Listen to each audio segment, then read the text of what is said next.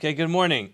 Today's daf is daf Nun Beis 52. We are going to pick up from the second line at daf Nun Beis Amud Aleph 52a from the words of Savrei Beis Shammai. Yesterday we began Parak Elu Dvarim. We began the 8th parak in Maseches Berachos. In the 8th parak, Maseches Berachos starts off with 8 differences between Beis Shammai and Beis Hillel with regard to the halachas of a Suda. Certainly we know there are a lot more than 8 differences between Beis Shammai and Beis Hillel. With regard to a Suda, the Mishnah listed 8 differences between Beis Shammai and Beis Hillel. The Gemara begins by V'savrei Beis Shammai de Berachos hayom adifa, because again, if you remember, the first one of the discussions in the Mishnah was whether you should make the bracha on yayin first, or perhaps you should make the bracha of kiddush hayom first. And that was a discussion we had yesterday, and the difference between Beis Shammai and Beis Hillel, whether we'll say tader v'she'ena tader kaidem, or perhaps because the day itself is what gives the whole reason for why we're making kiddush. Perhaps you should make kiddush first. That was the machlokes between Beis Shammai and Beis Hillel, and ultimately the Gemara paskind like Beis Hillel. We had a discussion about a baskol and whether or not this Gemara happened before the baskol, or perhaps even if it was after the baskol, we just don't listen to a baskol. But the underlying premise over here is that Beis Shammai is of the opinion that Berachos hayom, the bracha on the day, will come first, and the bracha on the yayin, the bar pri hagafen, will come second. So the Gemara is going to ask a kasha to show an inconsistency in Beis Shammai with regard to that opinion. V'atanya, have we not learned in a brayso hanichnas lebeisav b'motzei Shabbos? Someone walks into his house on Motzei Shabbos, mevarach al yayin, he makes a bracha al yayin, v'al hama'ar, v'al abasamim, v'achar kach emer havdalah. So the underlying premise over here is that havdalah and kiddush are going to be the same thing, and just like by kiddush, you have a bracha of bar pri hagafen, and you have a bracha on the kiddush hayom. The same thing is true by havdalah. You have a bar pri hagafen, and you have, it's not kiddush hayom, it's havdalah. But the understanding of the Gemara is, at this point at least, that they are exactly the same. And just like whatever order you would do for kiddush, well, you do the same thing for havdalah. And here we have a problem where clearly the brayso indicates that havdalah comes last. The guy comes home. It says clearly, somebody walks into his house on Motzei Shabbos.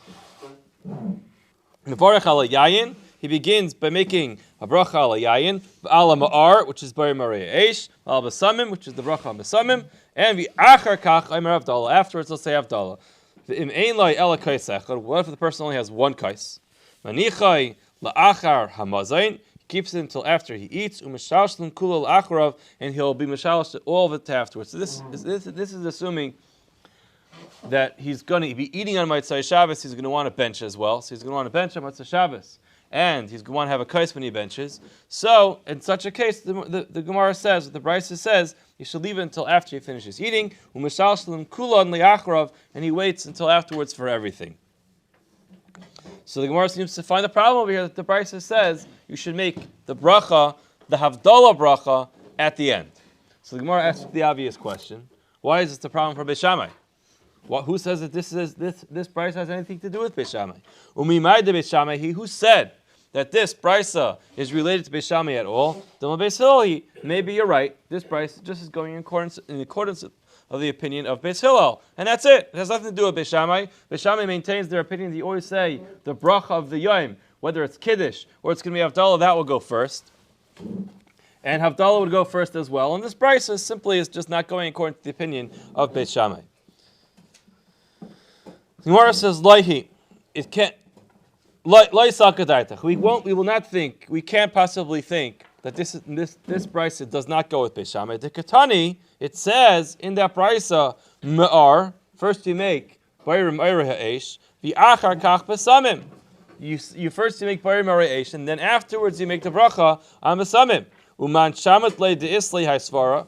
Who do we know that says first make bayir me'ar ha'esh and then basamim? Beis Shammai. It's Beis Shammai. The Tanya, for we learned in the brayso Amar of Yehuda, le'nechleku Beis Shammai u'Beis Hillel al mazin shebetchila v'al havdalah shebasayf. Everyone, both Beis Shammai and Beis Hillel, agree that mazin will come first. The bracha on the mazin will come first, and Havdalah will be all the way at the end. They disagree on the order of Bayrim Aryeh Eish and the bracha on Besamim. So this is this is the important line. The Shammai says that first comes Bayrim Aryeh Eish and then Besamim. The Beis Hillel Aimer Besamim v'achar kach ma'ar. First you make your bracha on Besamim, Bayrim Mine Besamim, and then you make the bracha on Aryeh Eish, and then you'll follow that with your bracha of Havdalah. So now, clearly, Beis Shammai is the one who says that what comes first is Me'ar v'achar kach Besamim. Now go back to this brisa and read the brisa again. Hanichnas lebeis. Someone comes into his house. B'maitzai Shabbos mevarach al yayin. First you make the bracha al yayin. Ve'al hama'ar. First Bayrim Aryeh Eish. Ve'al Besamim. And then say Bayrim Minei Besamim. That opinion is the opinion of Beis Shammai as we see it in another place. So clearly it has to be that brisa is going in accordance to the opinion of Beis Shammai, not Beis Hillel. And here clearly we see that Yayin comes first, and then afterwards, only at the end, do we make the bracha of Havdalah, which seems to contradict what we learned in our Mishnah. Now you have to hold your head together over here because we're going to go on a bit of a spin. So the Gemara says, all right, that sounds good.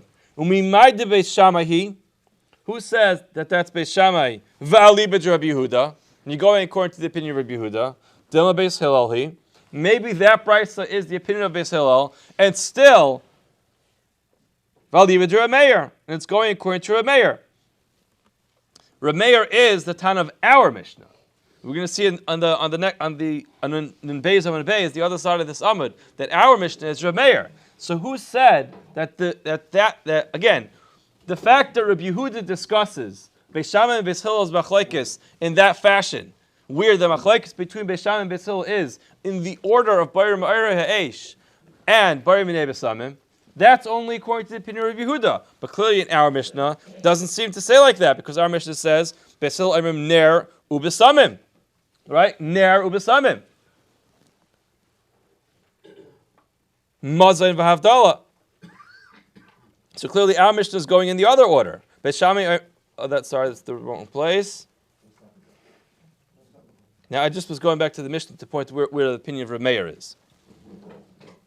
So Gemara says, it cannot possibly be that that brisa that we mentioned at the top of our Amud is going according to Beis Hillel, and according to the opinion of Rabbi Meir, the katani hachav b'masnisin Beis Shammai oimrim ner u'mazayin u'besamim v'havdalah. Beis Hillel oimrim ner besamim mazayin v'havdalah. V'hasan b'braysa katani imein le'ela kaisecha v'nichel achar ha'mazayin mushashon kul la'acharav. Shema minad Beis Shammai hi v'aliv Rabbi Yehuda. So the Mishnah is showing clearly that our Mishnah is not going to be able to fit with it because of the way that brisa ends off. So again, the Katani Hacha in our Mishnah, it says, Beis Shammai Oimrim Ner, first the candle, then Mazai, then Besamim, then Havdalah, and then Beis Hillel says, Ner, Besamim, Mazai, Havdalah, Vasam Abraysa Katani, mainly Elokaisecha, Minichil Achar Mazai, Mushashim Kul Nachrav. You leave it all the way till the end. So clearly it's not going to work with our Mishnah in the opinion of Beis Hillel, according to Rabbi Meir.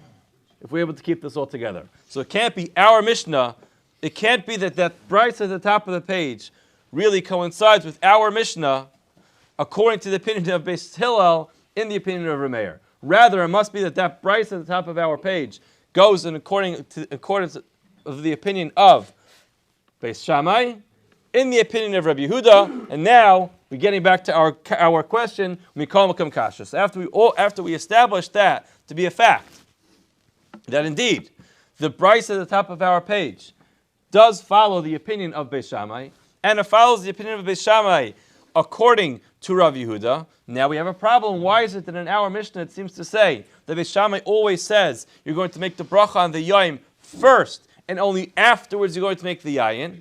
Clearly in that brisa it says that first you make the bracha on the yayin and then Havdalah. So the Gemara says, "Kasavra Beis Shammai shani iyuli yayma miafuki yayma." There's a difference between when Shabbos comes in and when Shabbos goes out.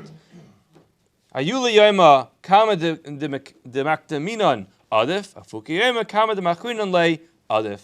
we're trying to accomplish two different things. At the beginning of Shabbos, when you make Kiddush, there's a mitzvah of Tosefes Shabbos. So you want to bring Shabbos in as early as possible. So why wait until after your Hagafen to be Mekadosh the Yom? You may as well be Mekadosh the Yom as early as possible. So therefore, be Mekadosh the Yom right away and only make your Hagafen afterwards.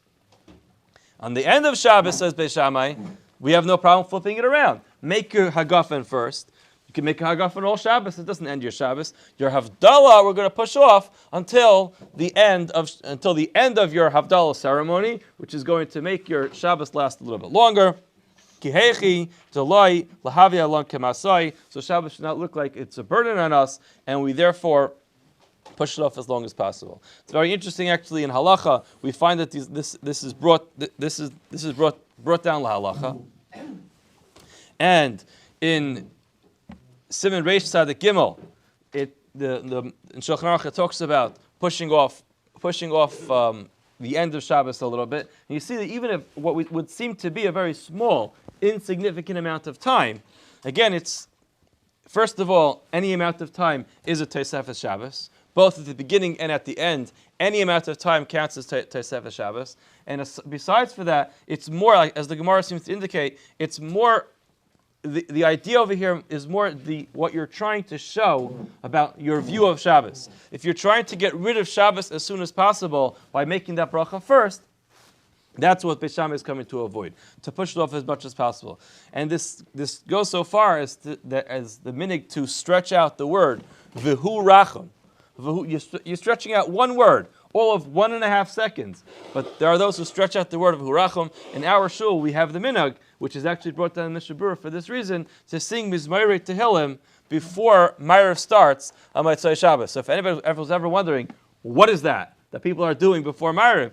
That's what it's all about. It's about ending Shabbos, and the point is to push off Ma'ariv just a little bit with a Mizmor Tehillim and to add on, to be Meisef Michael al-Kaidish, to add some extra time to Shabbos, which is really what Beis Shammai is coming to address over here. And that's why Beis Shammai would say, even though they think it would be appropriate for you to make the Berachos Hayom before making the Havdalah, make the Berachos Hayom before making the Hagafen, that's only at the beginning of Shabbos. But at the end of Shabbos, make the Hagafen first and push off the Havdalah from Shabbos as much as possible.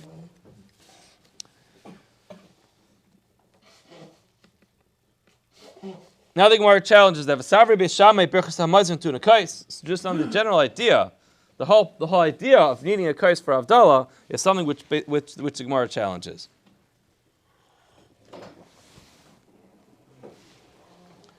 V'atnan balan yayin l'achar hamazon im ein sham el oisei hakais. They brought wine. This appears at the end of our Mishnah. This is the 8th machlokes that we had in our Mishnah between Beis Shammai and Beis Hillel. It says in the Mishnah, balan yayin l'achar hamazon. They brought wine at the end of the meal. Im ein sham el oisei hakais. If they only have that one cup, so you can't drink it now and make Havdalah on that cup. Beis Shammai omer mevarach al yayin v'achar kach mevarach al hamazon. First, make the bracha on the yayin in the middle of the meal and then bench. So clearly, if you made the bracha on the wine at the end of the meal before you benched, you drank the cup of wine and you'll not have a cup of wine left to make Havdalah because you only have this one kais. It must be talking about a case where you're going to make a bracha on it. And drink it. No, you'll make a bracha on it, but you won't drink it, you'll just leave it. How could it be that you're going to make a bracha on this cup of wine and you're not going to drink it? The mevarach, the one who makes kiddush on a cup of wine, says it says clearly you have to drink it, and this is brought down halacha. The one who makes kiddush has to actually drink it. So how could it be you're going to make a bracha on this yayin at the end of your meal, and then you're not going to drink it and save it for after benching? The one who makes a bracha on it, the one who makes kiddush has to drink it. The Gemara answers, no problem. To Taimle, he tastes a drop of it, and in other words, he tastes just a drop and leaves the rest of the cup over for after Berachos Hamazon. So clearly, yes, we do see that according to Beis Shammai, we can have a case. not that we can have a case, but that we do not have any proof from our Mishnah that Beis Shammai would allow you to use up your cup of wine and not save it for benching. Indeed, you would save it for benching. The Gemara asks a question for Amar Mar, Ta my pagmoy. How could it be that you're going to drink it? You're going to turn into yayin pagam. The halacha is when you make a berachos mitzvah, when you have a kais shel bracha, it can't be pagam, can't be missing anything. Once you drink out even a small amount of it, it becomes pagam. So how could it be you'll make a bracha on it at the end of your meal and then drink a little bit, then use the same kais for berachos hamazon? You can't do that because it becomes pagam. Gemara says no, datam le biyadei. You take a little bit out with your hand. And if you take it out with your hand, that does not make a pagum. Gemara says, the Gemara's kasha is, hold on a second, if you're going to be taking a little bit out, then you're going to take away a little bit from the shear, and you won't have the proper amount that you need for a kais shel bracha. Gemara says, no, you have more than the shear. You have a generous amount of wine here, and therefore you could take a little bit out with your hand. It won't become pagum, and you'll still have enough wine for a kais shel bracha for after Berachos Hamazon. The Gemara continues and asks, don't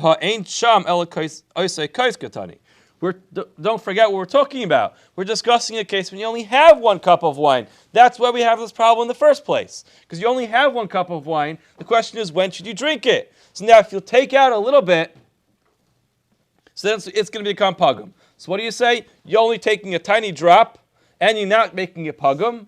And you have more than the shear, so you still have enough of a shear for a kais afterwards. But hold on, we're talking about a case when you only have one cup. So the Gemara says,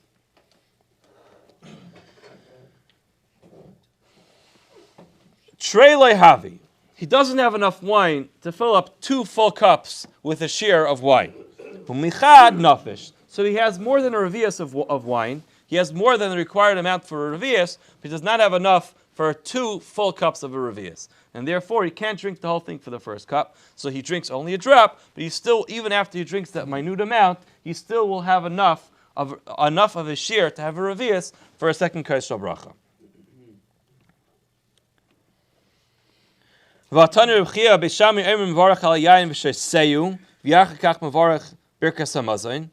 clearly, how could you tell me that he just is tayyim? He just drinks a little bit. It seems very clear over here. It's very hard to say v'shaysehu means you take your finger and dip it in and take a little taste. Or even if you pour out a drop on your hand, take a little taste. That's not called shaysehu. If anybody's drinking something, you're not drinking a tiny drop. Shaysehu indicates you drank the whole cup. The Gemara says, you're right, it's not clear exactly what Beis Shammai held. There are 2 different opinions with regard to what Beis Shammai held, but clearly this brisa that we were discussing over here needs to be going according to Beis Shammai, and it works both ways. And we'll just say it's talking about a case where he just drank a little bit, so he has only a little bit left. The Gemara continues by discussing the next machlekes between Beis Shammai and Beis Hillel.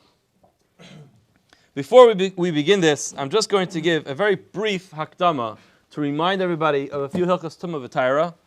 Hilchos tumah v'taira is something that we don't frequent as often as we would hope to, because we don't have those halachas are not so relevant to us living in Galus without the Beis Hamikdash.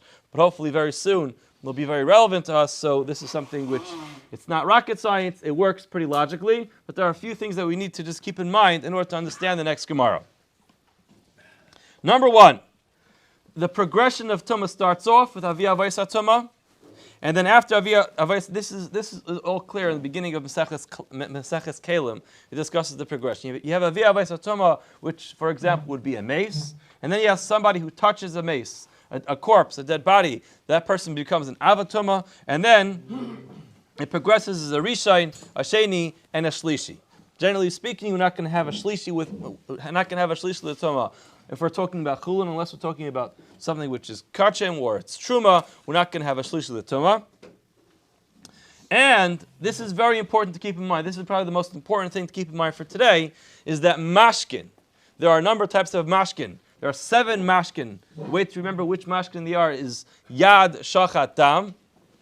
You have yayin, davash, shemen, chalav, tal, dam, and mayim. All of those are the 7 mashkin.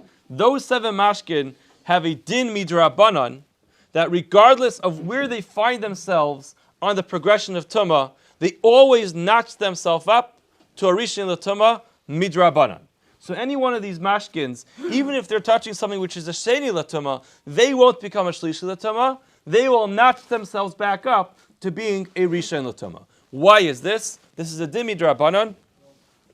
If you want, you can see this. Rashi quotes this in Dibur Maschal Ela al Yidei Mashkin Shehamashkin Nasin Rishonim Midrabanan. He explains at the end V'Chachamim Gazru Sheyiyu Mashkin Rishonim Mitamanin Kli Gezer Mishumashkin Zav V'Zav Ashen Avayis Atuma Kegoin Roika Yomem V'Raglav.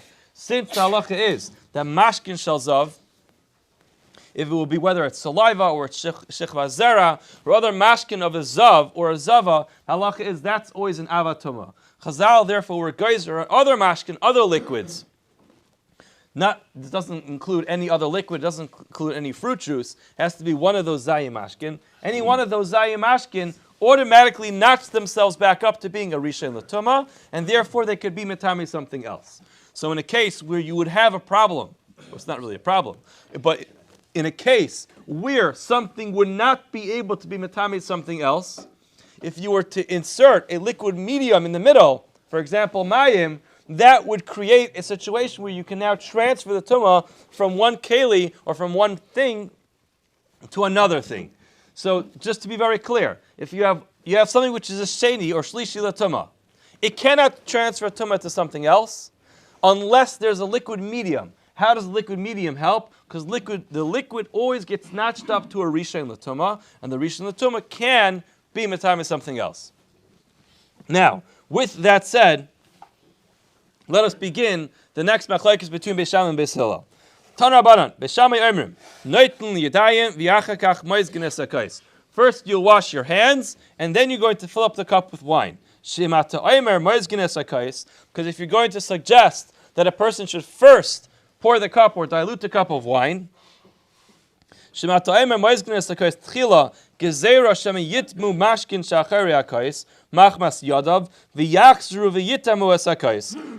says we don't want you to first fill up the cup, because what's going to happen is first you'll fill up the cup, and then we're concerned that there'll be some mashkin on the outside. Any one of these 7 liquids will be on the outside of the cup. You're going to touch it, and then what's going to happen? You're going to be matame the kais. Why is that important? Because the liquid, the yayin that you're pouring in, is one of the zayin mashkin. You're pouring in the wine, it's going to be on the outside of the cup, then you'll touch it, and you're going to transfer tumah from your hand to the cup, and that will happen through the liquid medium, and therefore Beis Shammai says, first wash your hands to avoid that. So the Gemara asks the question, which we already know the answer to, but the Gemara's question is, V'litmu yadayim l'kais. Just let your hands go ahead and touch. If your hands are tamei, the fact that you touch the kais should make the cup tamei. The Gemara answers, yadayim shniyasein. The hands of a person are automatically going to be a shein. They're automatically going to be notched down to a sheni latuma.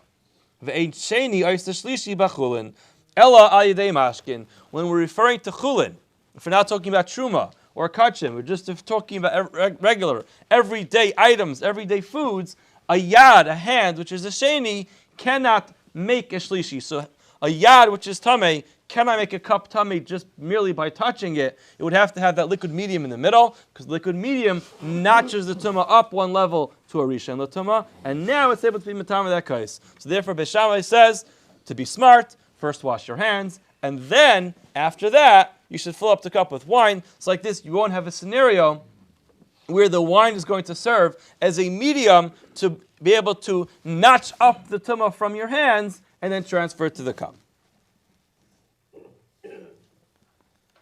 So this sounds like a very compelling argument. So why does Beis Hillel disagree with this? Why does Beis Hillel say that you should first fill up the cup and then wash your hands? Won't you have this problem? They have something else they're worried about. First fill up the cup and then wash your hands. Why? If you're going to say to first wash your hands, Beis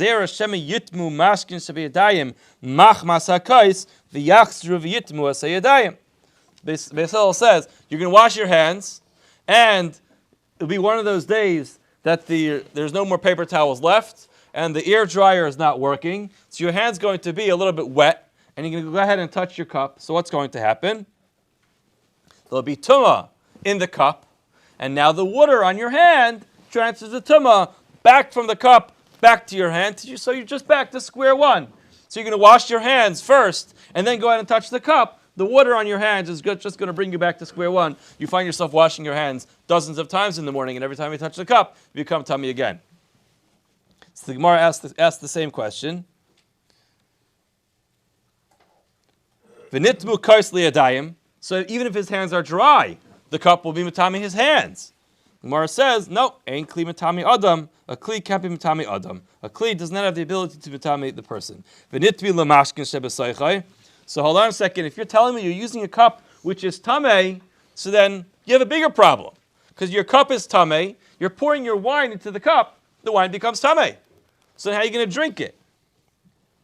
The Gemara says, we're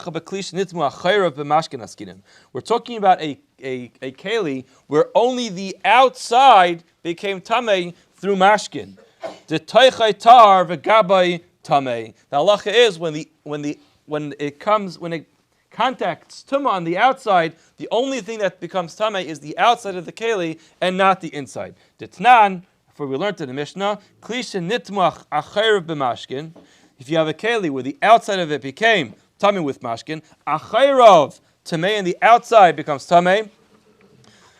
The top of nun beis amud beis, teichai the inside, v'ugnoi and the rim, the aznoi the yadav. Aznoi and yadav are two different types of handles. Aznei looks more like an ear, and yadav is more like it's a handle, like a frying pan.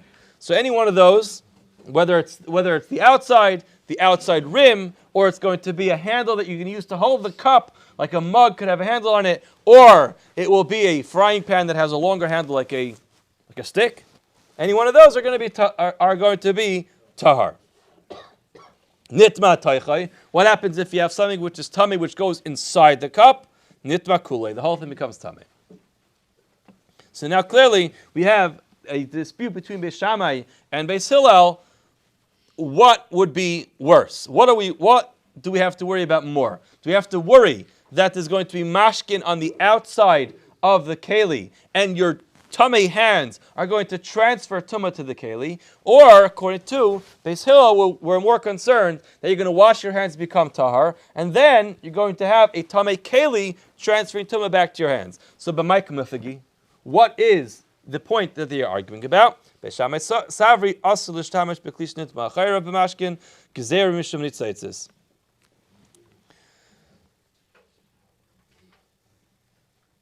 So Beis Shammai says that Beis Hillel's scenario is never going to come up, because they say once you have a keli where the outside became tamei, you can't use the keli, and since you can't use the keli, so you have nothing to worry about. What are they worried about? They're worried that you're going to be very generous as you're pouring wine. You're going to pour it in, it's going to splash, and then you're going to have wine that touches the outside, and it's going to transfer tumah. V'lekal migzar shem yitmu hamashkin shebidayim. V'lekal migzar shem yitmu hamashkin shebidayim b'kais. You don't have to worry about your hands becoming tamei to the outside of the keli. Why? Because you're just not going to use such a keli. Therefore, Beis Shammai says the problem that Beis Hillel was coming to avoid is not relevant. Beis Hillel savri mutar l'shtamish b'klish nitma achayra b'mashkin. And they say that the Beis Hillel disagrees and says, indeed, there is no problem. A person can use a kais, can use a cup, or for that matter, any keli that the outside became tamei, and therefore we have to worry that you're going to wash your hands will still be a little bit wet, and the liquid on your hands is going to transfer tumah back to your hands. How about nitzaitzis? How about the fact you're going to pour it in, you're going to have these little splashes of wine? Amri nitzaitzis le'shchichi. That's not so common that a person pours a cup of wine, and you have wine that spills on the outside of the cup. And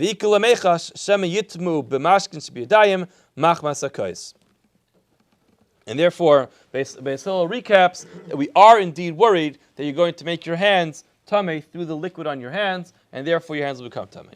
Davar achar, the Gemara says another thing. Take it from netilas yadayim seuda. Beis Hillel also was concerned that you should wash your hands immediately before the seuda. So my davar achar, wasn't the previous discussion enough? Why do we have to have additional details in Beis Hillel to compel you to wash your hands first? The Gemara answers, Hachi Kamal Hu Beis Hillel Beis Shammai. The following is the way that Beis Hillel spoke to Beis Shammai.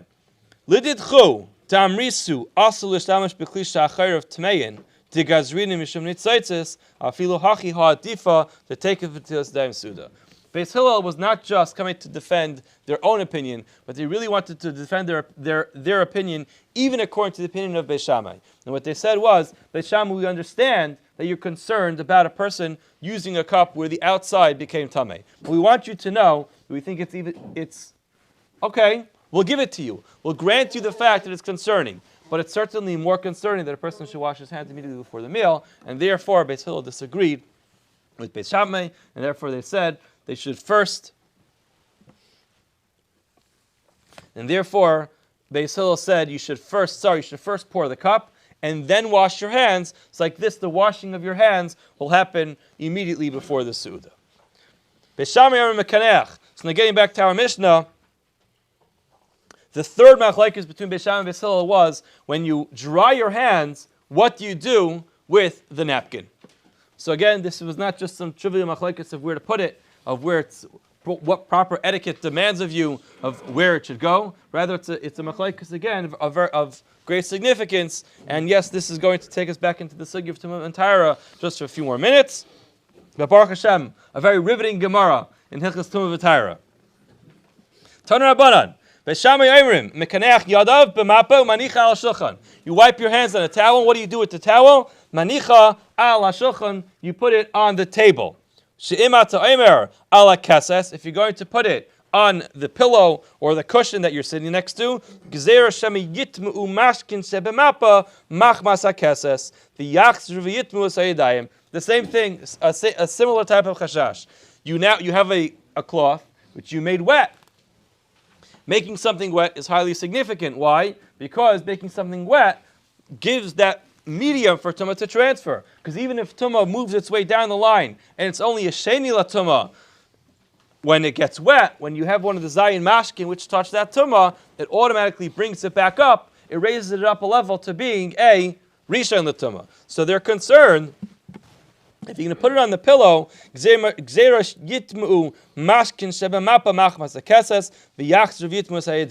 if your pillow became tamei, then you're going to have water touch the pillow and transfer that tumah back to your handkerchief or to your napkin, and then you're going to wipe your hands on it, and then your hands become tamei. So the Gemara asks a similar question: if the kesos is tamei, then why can't it be matame the mappa, that handkerchief by itself? We know this answer already. The answer is ein kli matame kli. A kli can't be matame a kli unless you're going to have this water in the middle. V'nitmaya kasas legavra. The Gemara says legavra gufe. Hold on a second. The person himself is touching the kasas. Forget about the handkerchief was going to transfer the tumah. The person himself is going to touch that pillow. Gemara answers ein kli matame adam. A kli can't be matame in adam. Beis Hillel Omer ala keses. Beis Hillel says no. Indeed, you should put that handkerchief on the keses. Why shemata Omer ala shulchan? If you're going to say to put it on the shulchan, gzeira shema yitmu mashkin shebemapa machmas shulchan. We're concerned that the keses is going to become tummy because of the shulchan, because of the table. It's going to go ahead and transfer tumah to all the food you have on the table. So then the Gemara asks the same question. Let the table just transfer its tumah straight to the food there. Gemara says it's talking about a shulchan sheni. The same thing we spoke about earlier. The shulchan's talking about a shulchan which is a sheni l'tumah. So how could a sheni transfer tumah to food? It can't, unless that food is going to be truma. If that food is truma, it can become a shlishi l'tumah. But if the food is not truma, if it's just regular chulin, then the table as a sheni l'tumah, a secondary level of tumah, cannot transfer tumah to the food and turn it into a shlishi, unless you have that liquid medium, which is going to automatically notch it back up to a first degree tumah, and then your first degree tumah is able to go ahead and transfer tumah to the food on the table. And therefore, Beis Hillel says, keep that handkerchief off the table because we don't want to have any problems of transferring tumah from the table to the food.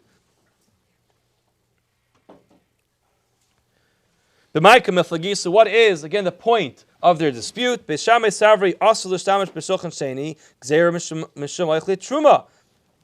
says the whole scenario is never going to come up. Beis Hillel's scenario is never going to come up. Why? Because once your table becomes tamei, eat somewhere else. You can't eat on that table. Why? Because they're concerned about Eichle Truma. What happens if you're inviting your next door neighbor for a Shabbos meal, and your next door neighbor happens to be a Kayin, and he comes over, and you're not concerned about this, but your table is a Sheni Latuma, and you serve him cholent on that table, and the cholent touches the table now, because you have Truma. You have Truma in the house, you serve him his Truma cholent, he's a Kayin. Perhaps maybe he brings his own truma from his house. He brings it, it becomes a shlishi latuma, and he didn't realize that. So says Beis Shammai, you can't use such a table. Beis Hillel Savri, mutul shamash b'shulchan sheni, you can indeed use a shulchan sheni because we have nothing to worry about. Because ayichle truma is reason name. What are you concerned about? The Kohanim are going to come over and they're going to get their food tamei through the table. Kohanim don't do these things. Kohanim are very careful. There's reason. They make sure that they place their food, their truma, in a good kosher place, and they in a tar place, in a pure place, and they're not at all concerned. We are not at all concerned for this scenario. So again, for Yisrael, it will never cause a problem because a table as a sheni cannot create a third degree, a third level tumah, a shlishi tumah by chulin. It's only by kachim or by truma where you have a problem, and the Kohanim are very careful. Davar acher, ein noitlin yadayim l'chulim min atar, ein netilas yadayim l'chulim min atara. Another point which is made is that netilas yadayim is only midrabanan. So the Gemara asks the same question, my davar acher. Why do you need to introduce to me this davar acher? Again, wasn't the machlekes compelling enough in and of itself? The Gemara says, Hachi ka'amilhu Beis Hillel Beis Shammai, v'chi temru ma'ishna gabi eichlin dechayshinan, u'ma'ishna gabi yadayim delay chayshinan, afilu hachi ha'adifa, de'en netilas yadayim l'chulim min atayra, mutav sheyitmu yadayim blessed look midaraisa val yitmu eichlin dis look midaraisa. Ultimately, Beis Hillel was making the point to Beis Shammai. Again, we're not discounting what you said before about the chashash of the keses. But ultimately, to us, it's much more important that we're going to be worried about what happens on the table. Why? Because in the worst case, what's going to happen in your case? In your case, Beis Shammai will touch the pillow, and then you're going to use the same handkerchief to wash your hands, and your hands become tamei. All right, nish gefarlach. It's not the biggest deal. But if you're going to put this handkerchief on the table, we're talking about tumas eichlin. Tumas eichlin, my dear friend, says Beis Hillel, that is much more intense. That's severe. That's midaraisa. And therefore, we don't like this scenario of transferring tumah through your pillow. But if we have to choose the lesser of the two evils, we'd rather you put it down on the keses and worry about that problem another time than to actually have food which becomes tamei through the liquid medium. Now we are finished with the halachas of tumah and tara for the day. We are going to get back in to Beis Shammai and the next discussion between Beis Shammai and Beis Hillel in our Mishnah. We are up to the first white line on Nun Beis Amud Beis. Beis Shammai Aimer Mechabdin. We had this discussion between Beis Shammai and Beis Hillel. Do you clean up the table first before Mayim Achronim, or do you first wash Mayim Achronim and then you clean up the crumbs off the table? Turn Rabbanan. First, a person should clean up and then wash your hands. If you're going to say that you'll wash your hands first, you're simply going to cause the food to get ruined because everyone's going to be splashing tons of water all over the place. It's going to be a big mess, and all the food on the table is going to get ruined. You can skip the next line from the word aval netilas yadayim until after the word mishum pirurin. If you look, there's a little mark from the Bach there. The Bach takes out that line, and we're going to take out that line as well. Beis Hillel says, Im shamash talmud chacham hu, if the one who is serving is a talmud chacham, neitel pirurin sheish ben kezayis maniach pirurin shein ben kezayis. Says Beis Hillel, if you have the one who's serving, who is at the table, is a talmud chacham, so he knows not to leave pieces of bread on the table which are more than a kezayis, and therefore we have nothing to worry about. It won't be a problem of hefsed eichlin because we're talking about very small pieces. This is a proof to the opinion of Rabbi Yechanan.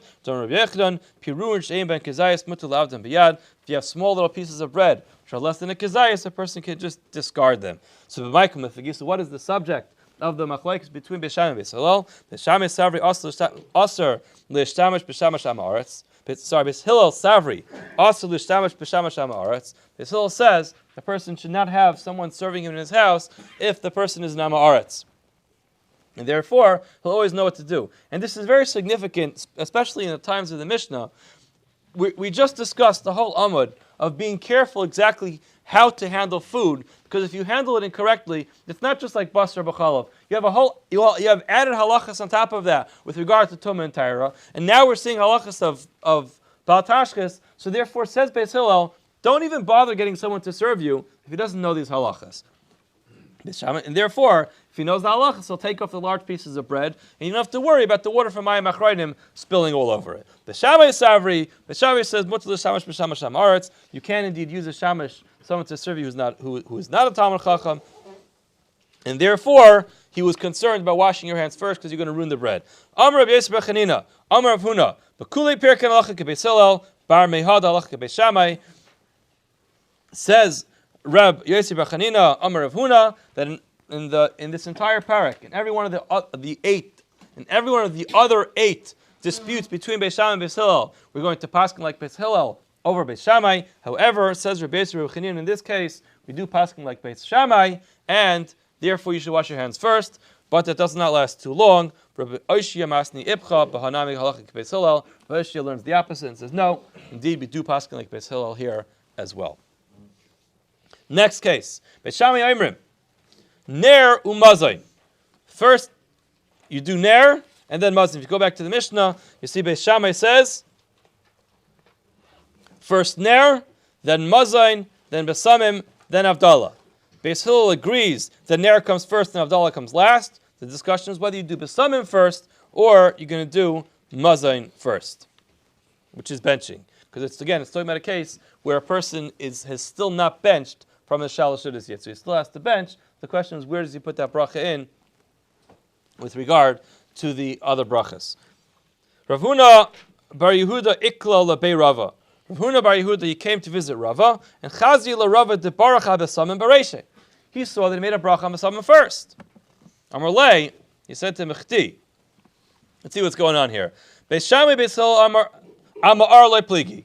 Beis Shammai and Beis Hillel did not argue on ner. On ma'ar, they both agreed it should come first. So why is it that you're doing besamim first? Titania, if we learned in the Brayso, Beis Shammai emrim ner mazayin besamim avdallah. Beis Hillel emrim ner besamim avdallah, ner besamim mazayin avdallah. So again, everyone agreed that ner comes first. The question was, how do you continue from there? Do you continue with besamim or with mazayin, with berachos hamazayin? Ani Rava Basrei, Rava, he answered him. So he says, Zudi v'Rameir. This is the words of Rameir. So here clearly is where we see that the Tana of our Mishnah from the previous staff was Rameir. Those words were indeed the opinion of Rameir. Av Rabbi Yehuda, Rabbi Yehuda disagrees, and he says, Lenechaku Beis Shammai Beis Hillel al Mazayin shu b'tchila. They do not disagree about the fact that Mazayin comes first. So according to Rabbi Yehuda, the Berachos HaMazayin will come first.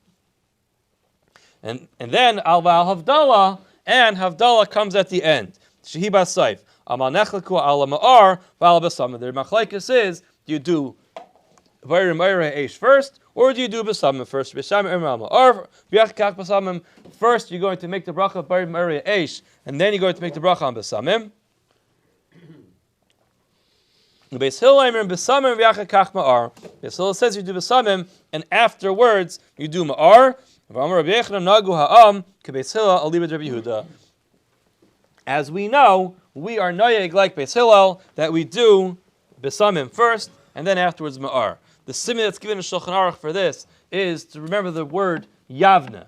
Yayin, besamim, ner, havdalah.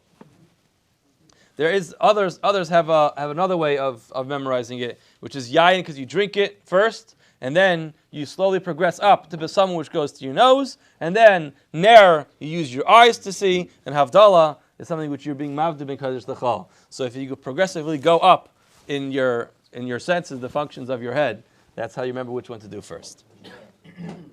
B'shamei Oimrim. We're not done. B'shamei Oimrim. Shabara. B'shamei says Shabara. The word that you're going to use is Shabara in past tense. HaKadosh Baruch Hu created light. Amar Rava. B'bara kuli amalei pligi. When it comes to bara, no one disagrees. Debara mashma that it is past tense. Ki pligi b'bayre. The discussion is with bayre. B'shamei savri. Bayre da'asid. Da'asid l'mivra. Bayre means he will create. B'salil savri. Bayre nami debara mashma. Bayre also has that indication that it means HaKadosh Baruch Hu previously created light. Maser of Yosef. Yotzer are Uvayrei Chayshach. HaKadosh Baruch Hu, he was Bayrei, he created what? He created darkness. Yotzer Harim, Uvayrei Ruach. Bayrei Hashemayim V'netayim. So clearly we see all these psukim which are using the word Bayrei to refer to an instance in past tense. Ella Amar Rabbi Yosef Bebara Ubayrei Kuliyam Le Pligi Debara Mashma. When everyone agrees that the word Bayrei or the word Bara both indicate past tense that Kadosh Baruch Hu created it. Ki pligi b'ma'ar u'ma'irei. The words of ma'ar u'ma'irei. B'shamei savrei chad nahira ika. Benura b'sil savrei tuva nahira ik benura. So really the machlekes is not in the words bara u'bayrei. The words is used, the machlekes is you say ma'ar ha'esh or ma'irei esh. Is it a single, you use a single term or do you use it in plural? Is it a singular term? Do you say ma'irei esh? And the machlekes is how much light is in one fire? How many colors do you have? Again, it seems to be it's referring to what did HaKadosh Baruch Hu create at the time of Ma'aseh Berachos, because you can simply look at a fire and see that there's numerous colors in it. So again, it seems like they're discussing what HaKadosh Baruch Hu created at the time of Ma'aseh Berachos. There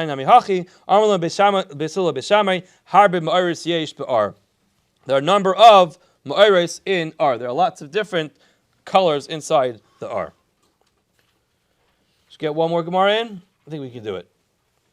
Ein mevarchin. Bishlom a ner. The Mishnah tells us you can't make a bracha on a ner shel akum. Bishlom a ner mishum delay shavas. There's a halacha that when you want to make a bracha on a ner, it has to be a ner shel shavas. It can't be a ner that was kindled on fire, which even though the non-Jew is allowed to light the fire, but ultimately the fire was kindled on Shabbos. Ela besam in my time. Why can't you use besam of a non-Jew? My time alay. Amar Yehuda Amarav Hachav Mesibas Ovdei Kechav Maskim. We're talking about besam coming from a party of real idol worship. In other words, it was really used as avodah zarah. Ipnei Shestam Mesibas Ovdei Kechavim avodah zarah. We assume that party was to serve avodah zarah. How could you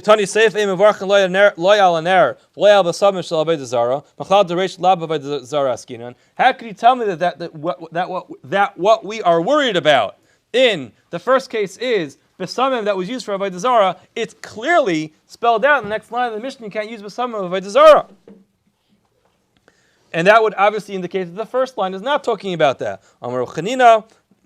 Misura matam ka'amar. You're right. The Mishnah is just explaining itself. It's not two different dinim, which is matam emivarchin leya ner v'leya v'samim shalakum. Why can't you use the ner and the v'samim of an akum? We assume that when you have ovdei avodah zarah who get together to have a mesiba, what are they doing at the meal? They're serving avodah zarah, and therefore you can't use their fires or their besamim. All right, we'll stop here. Have a wonderful day.